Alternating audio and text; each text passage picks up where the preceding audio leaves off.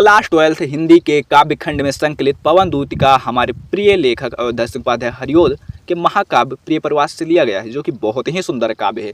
जैसे कि आप सभी को पता है कि मेघदूत में मेघ को दूत बनाकर उसके द्वारा संदेश भेजा जाता है, और हंसदूत में जब नायिका जो होती है हंस को दूत बनाकर भेजती है। अब यहाँ पर बात की गई है श्री कृष्ण और राधिका के प्रेम की, जिसमें श्री कृष्ण जो है मथुरा चले गए हैं और उन्होंने कोई संदेश नहीं भेजा है, और इसी विरह में जो उनकी प्रेमिका है राधिका जी वो पागल हो जा रही हैं, बहुत ज़्यादा दुखी हैं।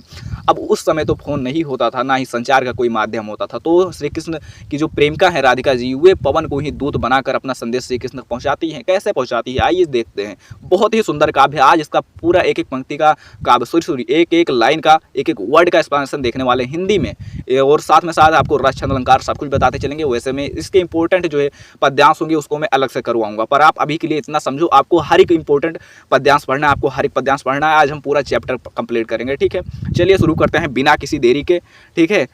चलिए शुरू करते हैं। जो पवन दूतिका है हमारा ये प्रिय प्रवास अयोध्या सिंह उपाध्याय हरिओद के प्रिय प्रवास नामक महाकाव्य से लिया गया है। बहुत ही सुंदर काव्य है, ठीक है।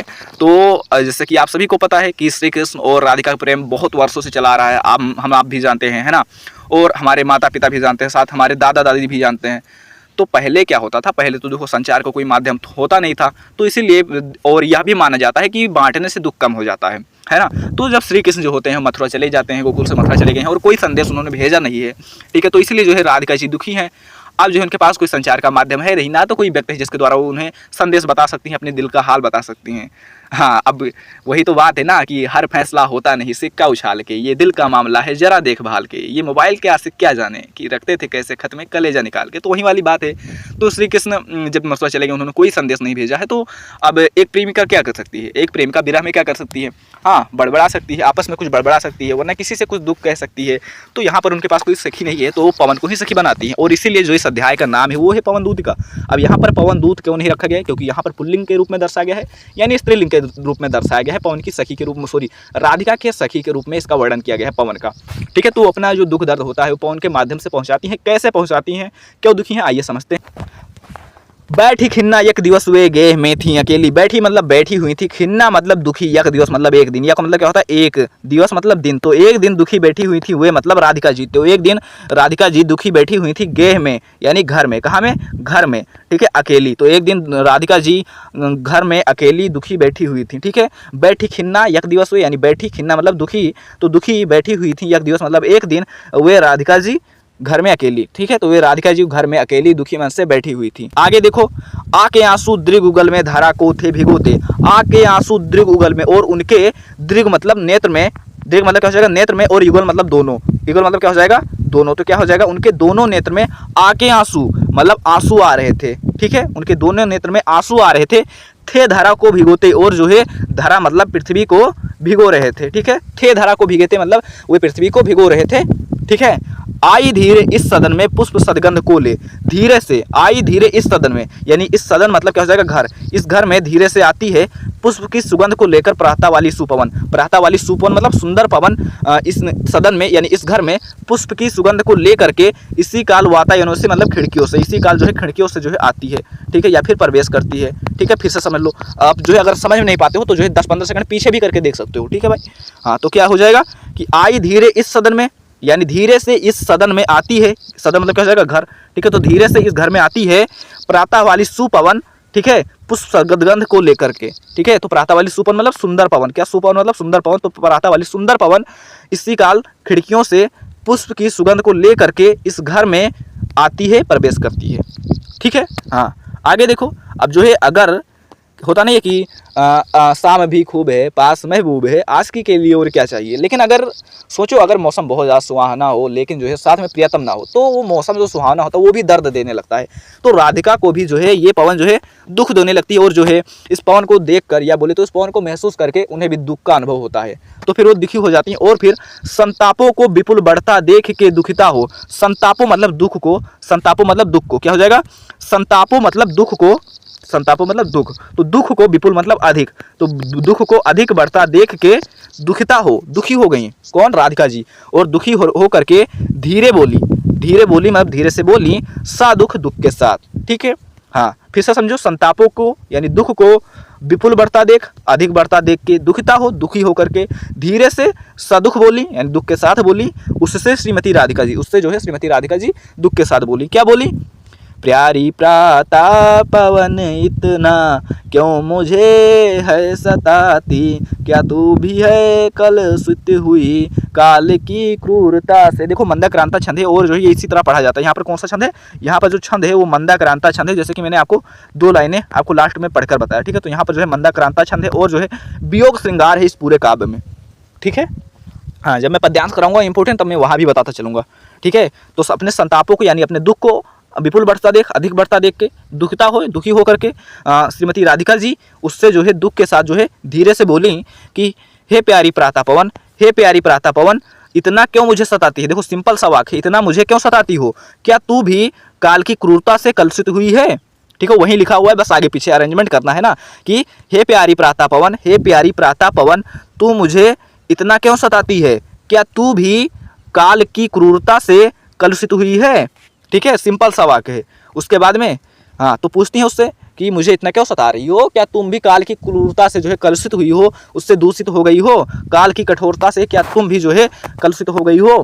तो फिर जो है उनसे बताती हैं कि देखो कन्हैया से तुम्हारी पहचान तो है नहीं, तो कन्हैया दिखते कैसे हैं वो मैं तुमको बता देता हूँ ताकि तुम जो है अच्छे से पहचान जाओ। तो बताती हैं कि मेरे प्यारे नौ जलद से कंज से नेत्र वाले, मेरे प्यारे, जो मेरे प्यारे श्री कृष्ण जी हैं वो नवजलद से हैं। नवजलद से मतलब नवीन बादल जैसे हैं। देखो इससे आ गया तो यहाँ पर अलंकार जो होगा उपमा अलंकार हो जाएगा। ठीक है, अलंकार कौन सा हो जाएगा? उपमा अलंकार हो जाएगा। तो क्या हो जाएगा? मेरे प्यारे, जो मेरे प्यारे श्री कृष्ण जी हैं वो नवजलद से हैं, यानी कि नवीन, जलद मतलब बादल के समान है, नवीन बादल के समान है, और कंज से नेत्र वाले, और कंज मतलब कमल, कमल के समान नेत्र वाले हैं। जो मेरे प्यारे श्री कृष्ण हैं वो नवजलद से हैं यानी नवीन बादल के समान हैं, और कंज से नेत्र वाले हैं यानी कमल के समान नेत्रों वाले हैं। ठीक है, कितना अच्छे से बताती हैं। और क्या बताती हैं? जाके आए न मधुबन से ओ न भेजा संदेशा, और बताती हैं कि जब से मथुरा गए हैं, जाके आए ना, वहाँ से लौट कर नहीं आए हैं, और न भेजा संदेशा, और ना कोई संदेशा भेजा है सखी। ठीक है, पवन को बताती हैं, पवन को सखी मानती है अपना। ठीक है, तो बताती हैं कि जब से श्री कृष्ण जी मथुरा गए हैं, वहाँ से जाकर नहीं आए हैं, और न भेजा संदेशा, और ना ही कोई संदेश भेजा है। मैं रो रो करके प्रिय विरह में, प्रिय मतलब श्री कृष्ण के विरह से जो है बावली हो रही हूँ, पागल हो जा रही हूँ, पगला जा रही हूँ। मैं रो रो कर हमारे प्रियतम श्री कृष्ण के विरह में बावली हो रही हूँ यानी पगला जा रही हूँ। ठीक है, तो इसीलिए जाके मेरी सब दुख कथा, ठीक है, श्याम को तू सुना दे। जाके जो मेरी सभी दुख कथा है ये जो है श्याम को तू बता दे। ठीक है, मेरी जो हृदय की पीड़ा है इसको तुम श्याम तक पहुंचा दो। तो वही बोल रहे हैं, जाके मेरी सब दुख कथा श्याम को तू सुना दे। तो जाकर तू श्याम को मेरी सब दुख कथा सुना दे।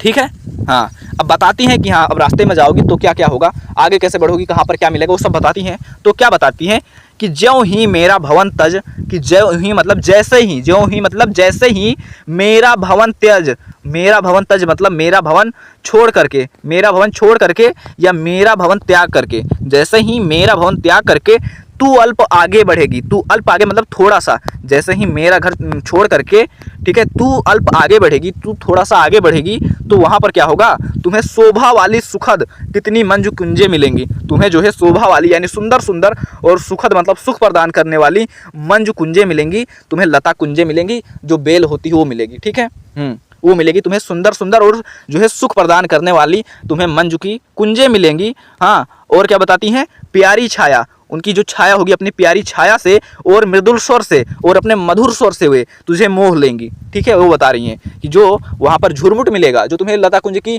बेलें मिलेंगी, उनकी जो प्यारी छाया होगी और उनकी जो मधुर स्वर होगी, उससे वे तुम्हें मोह लेंगी, वो तुझे उससे मोह लेंगी।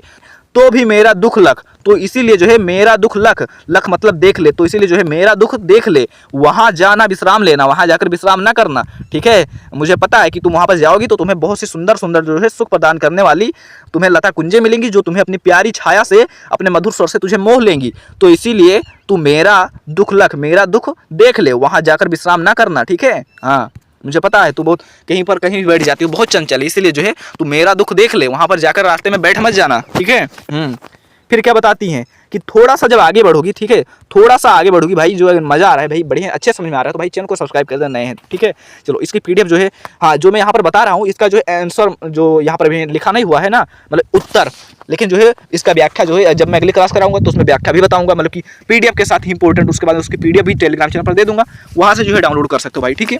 तो थोड़ा आगे सरस रौका धाम सतपुष्प वाला बता रही है कि जब तुम थोड़ा और आगे बढ़ोगी तो तुम्हें क्या मिलेगा, तुम्हें वहां पर थोड़ा आगे जब बढ़ोगी तो वहां पर सरस रौका धाम सतपुष्प वाला मिलेगा, यानी कि मधुर ध्वनि वाला तुम्हें सतपुष्पों वाला धाम मिलेगा, ठीक है। तुम्हें सतपुष्पों से युक्त जो है रौ मतलब क्या होता है ध्वनि, रौ मतलब क्या होता है ध्वनि, ठीक है। तो मधुर ध्वनि वाला सतपुष्प वाला तुम्हें धाम मिलेगा, ठीक है। और क्या मिलेगा, अच्छे अच्छे बहुद्रुम मिलेंगे, अच्छे अच्छे बहुत से द्रुम मतलब पेड़ मिलेंगे, ठीक है। अच्छे से तुम्हें बहुत से पेड़ मिलेंगे। लतावान सौंदर्यशाली, लतावान मतलब लताओं से युक्त, सौंदर्यशाली और शोभावान, ठीक है। तुम्हें बहुत अच्छे अच्छे लताओं से युक्त और सुंदर सुंदर पेड़ दिखेंगे। और क्या मिलेगा, प्यारा वृंदा विपिन मिलेगा। और क्या मिलेगा, प्यारा वृंदावन मिलेगा, ठीक है। मन को मुग्धकारी मिलेगा, यानी कि तुम्हें आगे और बढ़ोगी तो जो है तुम्हें बहुत सारे पेड़ मिलेंगे जो लतावान होंगे और सौंदर्यशाली होंगे। और जो है क्या मिलेगा, प्यारा वृंदा विपिन मन को मुग्धकारी मिलेगा। और मन को मुग्धकारी यानी मन को मोह लेने वाला प्यारा वृंदावन मिलेगा, ठीक है। हाँ, तो देख लो क्या बताती है कि आना जाना बिटिया तुम आना जाना, सखी तुम आना जाना, इस जंगल से आना जाना, इस विपिन से, इस बगीचे से, इस बाग से, इस वन से आना जाना, मोहिमाना ना हो जाना, लेकिन जो है मोहित ना हो जाना, ठीक है। इस जंगल से तुम आना जाना चाहे जितनी बार आना, पर मोहित ना हो जाना, ठीक है। हाँ, इन सबको देख करके, हाँ, तो सचेत करती हैं। उसके बाद में क्या बताती हैं, अब यहाँ पर जो है राधिका जी की समाज सेविका रूप का वर्णन किया गया है। वहाँ पर जो है वे अपने बारे में अपने दुख को जो है श्री कृष्ण तक पहुँचाती हैं, है ना। लेकिन यहाँ पर जो है अब जो है इनकी समाज सेविका रूप का वर्णन किया गया है कि देखो अब जो है अपने प्रेम को बगल में कर देती हैं और बताती हैं कि जाते जाते अगर पथ में क्लांत कोई दिखावे, ठीक है। क्या बताती हैं, जाते जाते अगर पथ में क्लांत कोई दिखावे, यानी तुम्हें अगर जाते जाते अगर तुम्हें पथ में यानी रास्ते में क्लांत कोई दिखाए, मतलब कोई क्लांत मतलब दुखी, कोई तुम्हें दुखी व्यक्ति दिखाई दे। क्या बताती है कि जाते जाते अगर रास्ते में तुम्हें कोई दुखी व्यक्ति दिखाई दे तो जाके सन्निकट, तो उसके निकट जाना, उसकी क्लांतियों को मिटाना। और उसके जो है क्लांतियों मतलब उसकी परेशानियों को मिटाना, ठीक है। उसके दुख को मिटाना, उसकी परेशानियों को मिटाना, ठीक है। हाँ, जाते जाते अगर रास्ते में तुम्हें कोई क्लांत कोई दिखावे यानी कोई तुम्हें दुखी व्यक्ति दिखाई दे तो जाके निकट उसके परेशानियों को मिटाना, उसकी परेशानी को खत्म करना। और धीरे धीरे परस करके, परस मतलब स्पर्श, तो धीरे धीरे स्पर्श करके गात मतलब उसके शरीर की उताप खोना, उताप मतलब उसके गर्मी को, ठीक है, भगा देना, उसके गर्मी की जो मतलब उष्मा होती है उसको जो है मिटा देना स्पर्श करके, ठीक है। और क्या बताती हैं, सदगंधों से शर्मित जन को हर्षितोषा बनाना, और अपनी सुगंध से जो शर्मित जन हो, कोई थका हुआ व्यक्ति हो तो उससे हर्षितोषा बनाना, उससे प्रसन्नचित्त कर देना, ठीक है। हाँ, फिर से समझ लो क्या बताती है कि अगर जाते जाते रास्ते में तुम्हें क्लांत कोई दिखावे, अगर कोई तुम्हें दुखी व्यक्ति दिखाई दे तो जाके निकट उसकी परेशानियों को मिटाना और धीरे से स्पर्श करके उसके शरीर के उताप को खोना, यानी उसके शरीर की उष्मा को जो है मिटा देना। और सदगंधों से शर्मित, अपने सुगंध से शर्मित जन को हर्षितोषा बनाना, कोई थका व्यक्ति हो तो उसे प्रसन्नचित कर देना, ठीक है, हर्षित कर देना। हाँ, ठीक है, इतना क्लियर है। अब यहाँ से ये पद्यांश बहुत ज़्यादा इंपॉर्टेंट है, ठीक है। हाँ, लज्जाशीला पथिक महिला जो कहीं दृष्टि आवे, होने देना विकृत वसना तू ना तो सुंदरी को, और थोड़ा सा भी जो शर्मित हो वह गोद में लेकर शांति खोना, होठों की और कमल मुख की मलानताएं मिटाना। अब ये बता रही है कि दो तुम पवन हो, बहुत ज़्यादा चंचल हो, है ना, तो ऐसा हो सकता है ना कि तुम्हें अगर कोई रास्ते में स्त्री दिखाई दे तो तुम उसके वस्त्रों को उड़ाकर तुम उसे अनावृत कर दो, है ना। तो इसलिए बताती हैं, तो इसलिए उसे सावधान करती हैं कि हे पवन, अगर तुम्हें रास्ते में लज्जाशील पथिक महिला जो कहीं दृष्टि आवे, यानी कि अगर तुम्हें रास्ते में लज्जाशील मतलब लज्जावान, ठीक है, जो शर्मीली होती है, ठीक है, जो घूंघट वाली होती है ना, आप समझते होगे। तो अगर तुम्हें रास्ते में लज्जावान पथिक महिला, तुम्हें रास्ते में लज्जावान पथिक महिला जो कहीं दृष्टि आए, जो कहीं दिखाई दे, तो तू क्या करना, होने देना ना, तो उसे ना होने देना विकृत वसना, यानी कि उसके वस्त्रों को विकृत ना होने देना, ठीक है। वसना मतलब वस्त्र, ठीक है। क्या बता रहे हैं कि हे पवन, अगर तुम्हें रास्ते में लज्जाशील पथिक महिला जो कहीं दृष्टि आए, अगर तुम्हें रास्ते में लज्जाशील पथिक महिला यानी लज्जावान पथिक महिला जो कहीं दृष्टि आए, कहीं दिखाई दे, तो होने ना देना, यानी उसके वस्त्रों को विकृत ना होने देना, ठीक है, उस सुंदरी के वस्त्रों को, ठीक है। और क्या बता रही हैं, जो थोड़ी सी भी शर्मित, अगर वह थोड़ी सी भी क्या हो, शर्मित मतलब थकी हुई हो, वह गोद में ले श्रांति खोना, तो उसको जो है अपने गोद में उठा लेना और उसकी थकान को मिटाना, ठीक है। हाँ, और क्या करना, होंठ की और कमल मुख की मलानताएं मिटाना, उसके होंठ की और उसके कमल मुख की मलानताओं को मिटाना, ठीक है।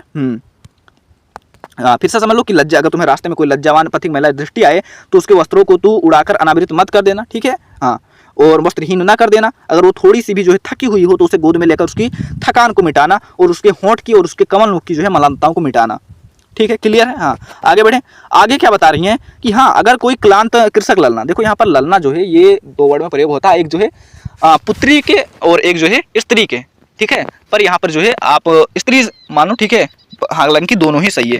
तो अगर तुम्हें रास्ते में कोई क्लांता, कोई थका हुआ, क्लांता यानी दुखी, ठीक है, क्लांता यानी दुखी, क्या हो जाएगा, कोई अगर तुम्हें दुखी और परेशान कृषक ललना खेत में जो दिखाए, अगर तुम्हें कोई किसान की स्त्री जो है खेत में दिखाए, दुखी दिखाई दे, क्लांत दिखाई दे, तो क्या करना, धीरे से धीरे धीरे परस, इन धीरे धीरे उसको स्पर्श करके उसकी क्लांतियों को मिटाना, उसकी क्लांतियों मतलब उसकी परेशानियों को, उसकी दुख को, ठीक है, उसके दुख को मिटाना, ठीक है। और क्या करना, जाता कोई जलद यद हो, अगर तुम्हें कोई जलद यानी बादल तुम्हें जाता दिखाई दे, जलद मतलब अगर तुम्हें बादल जाता दिखाई दे व्योम में यानी आकाश में, तो उसे ले आना, ठीक है। तो उसे क्या करना, तो उसे उठा लाना और उसकी छाया द्वारा क्या करना, सुखित करना उस तप्त भूतांगना को, उस थकी हुई स्त्री को, ठीक है, उस थकी हुई गर्मी से युक्त उस स्त्री को जो है सुखित करना, उस छाया के द्वारा प्रसन्नचित्त करना, ठीक है। अगर तुम्हें रास्ते में कोई किसान की स्त्री दुखी दिखाई दे खेत में, तो उसको धीरे से स्पर्श करके उसकी परेशानियों को मिटाना, और अगर तुम्हें नभ में कोई बादल दिखाई दे तो उसे लाकर उसकी छाया के द्वारा उस भूतांगना स्त्री को, ठीक है, उस थकी स्त्री को, उस दुखी स्त्री को, ठीक है, क्या करना, उसकी बादल की छाया के द्वारा सुखित करना, प्रसन्नचित्त कर देना, हर्षित कर देना, ठीक है। समझ में आया? हम उम्मीद करते हैं अच्छे से समझ आया होगा। तो यहाँ तक जो है आज की क्लास के लिए इतना ही रखते हैं, क्योंकि जो है बहुत बड़ी क्लास हो जाएगी, ठीक है। तो पार्ट 2 के लिए कमेंट कर देना, और आज की क्लास कैसी लगी यार कमेंट में जरूर बताना एक बार, ठीक है। तो मिलते हैं फिर पार्ट 2 में, तब तक के love you, tata bye bye, अपना ख्याल रखना।